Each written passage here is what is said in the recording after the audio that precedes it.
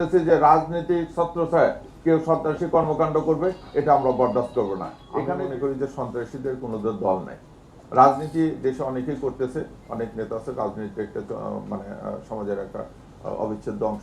এখানে political party থাকবে, যারা পলিটিক্স করবে, রিয়েল পলিটিক্স, তাদের ব্যাপারে তো আমাদের কোনো বক্তব্য নেই। কিন্তু কোনো পরিচয় কোনো সন্ত্রাসী আসলে আমরা সন্ত্রাসীকে সন্ত্রাসী হিসেবে চিহ্নিত করব, কোনো রাজনৈতিক পরিচয় আমরা কোনো সময় বিবেচনা করেছি এবং এই ঘটনার নেপথ্যে যারা তাদের বিরুদ্ধে আমরা ব্যবস্থা নিয়েছি, মামলা তারাও চার্জশিটভুক্ত হবে, তাদেরকেও অনেকে অ্যারেস্ট করেছে। কাজে আমরা নির্দ্বিধায় বলতে পারি যে কোনো ঘটনা ঘটলে অবশ্যই আমরা তার বিরুদ্ধে কঠোর ব্যবস্থা নেব। যে মিড লেভেলের যারা আছে তারা সবসময় চেষ্টা করে যে একটা দলভুক্ত বা একটা ব্র্যান্ডিং হওয়ার জন্য এরকম নামের ব্যবহার আমরা অনেকবারই দেখেছি। আমি আবারও বলতেছি যে তদন্তে যে যারই সংশ্লিষ্টতা পাওয়া যায় তাকে আমরা আইনের আওতায় নিয়ে আসবো। ডিএমপির মিরপুর বিভাগে কাফরুল থানায় একজন যুবদল কর্মীকে গত পরশুদিন গুলি করে হত্যা করা হয়। গত 24/7/2026 তারিখ অনুমান রাত 11:10 সময় ডিএমপি ঢাকা কাফরুল থানাধীন ওপেক্স গার্মেন্টসের দক্ষিণ পাশে লিংক রোডের মাথায় কয়েকজন অস্ত্রধারী সন্ত্রাসী ছোড়াগুলিতে যুবদল কর্মী ইউসুফ। দেশের মানুষকে প্রতিদিন সুরক্ষিত রাখার প্রত্যয় নিয়ে সেফটি কেবলস সহ এলো সেফ সিলিং ফ্যান।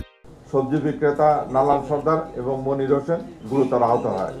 অস্ত্রধারীরা পালিয়ে যাওয়ার সময় সাধারণ জনগণ তাৎক্ষণিকভাবে একজন অস্ত্রধারীকে পিস্তল সহ আটক করে। বাকি অস্ত্রধারীরা পালিয়ে যায়। উপস্থিত লোকজন ভিকটিমদেরকে ঢাকা মেডিকেল কলেজে হাসপাতালে নিয়ে ভর্তি করেন। পরবর্তীতে কর্তব্যরত চিকিৎসক ভিকটিম ইউসুফকে মৃত ঘোষণা করে। মামলা ঘটনার সাথে জড়িত নাহিদ শাওন এবং শাফিন আহমদ দয়কে গ্রেপ্তার করে।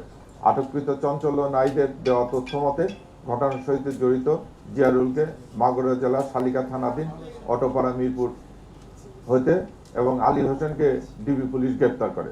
কাফরুল থানা পুলিশ ঘটনায় জড়িত জিয়াদ মোল্লাকে শরীয়তপুর এবং মাসিমুল্লাহকে যশোর জেলার থেকে গ্রেপ্তার করা হয়। এই ঘটনার সাথে জড়িত মোহাম্মদ আবির হাওলাদারকে জনগণ পিটুকুনি দিয়ে কাফরুল থানায় সোপর্দ করে। আসামিদের জিজ্ঞাসাবাদে জানা যায় যে এই ঘটনার মূল পরিকল্পনাকারী হাফিজুর রহমান হাফিজ ওরফে সিএনজি হাফিজ। হাফিজ কাফরুল থানার স্বেচ্ছাসেবক দলের যুগ্ম আহ্বায়ক, সাথে হাফিজুল ইসলাম বাবু কাফরুল থানা যুব দলের সদস্য সচিব। এর ময়লার টেন্ডার ও ফুটপাতের দখল নিয়ে 4 নম্বর ওয়ার্ড আওয়ামী লীগের সদস্য সচিব আরবুল ইসলাম বাবু ওরফে ডিশ বাবু ডিশ এবং অ্যান্টেনা বাবুর দখল নিয়ে দীর্ঘদিন যাবৎ বিরোধ চলে আসতেছিল।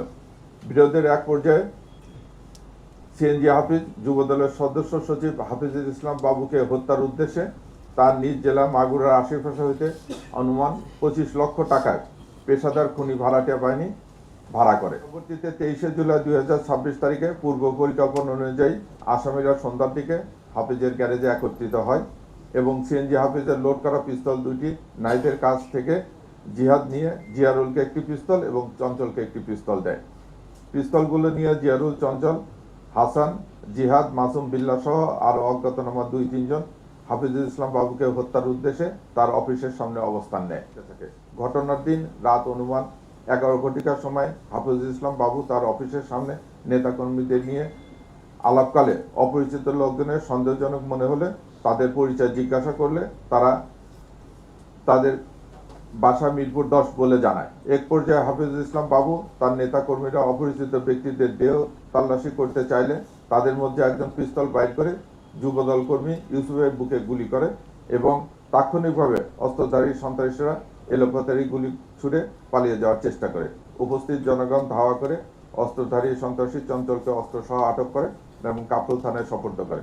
উক্ত গোলাগুলিতে যুবদল কর্মী ইউসুফ নিহত হয় এবং সবজি বিক্রেতা নানাল সর্দার ও মনির হোসেন ঢাকা মেডিকেল কলেজ হাসপাতালে আশঙ্কাজনক অবস্থায় চিকিৎসাধীন রয়েছে। পায়নি, আপনারা জানেন যে 3 দিন আগেকার ঘটনা, আসামি অ্যারেস্ট করেছে, জিজ্ঞাসাবাদ করেছে। আমরা আপাতত এটাই পেয়েছি যে এখানে যে কর্মকাণ্ডগুলো হচ্ছে চাঁদাবাজি এবং দখল বাণিজ্য। এখন পর্যন্ত আমরা সিএনজি হাফিজকে পেয়েছি। এর কারণে হয়তো ওনাকে যদি আমরা আইনের আওতায় নিয়ে আসতে পারি, গ্রেপ্তার করতে, জিজ্ঞাসাবাদে যদি কারণ আসে অবশ্যই আমরা তাকেও আইনের আওতায় নিয়ে আসবো।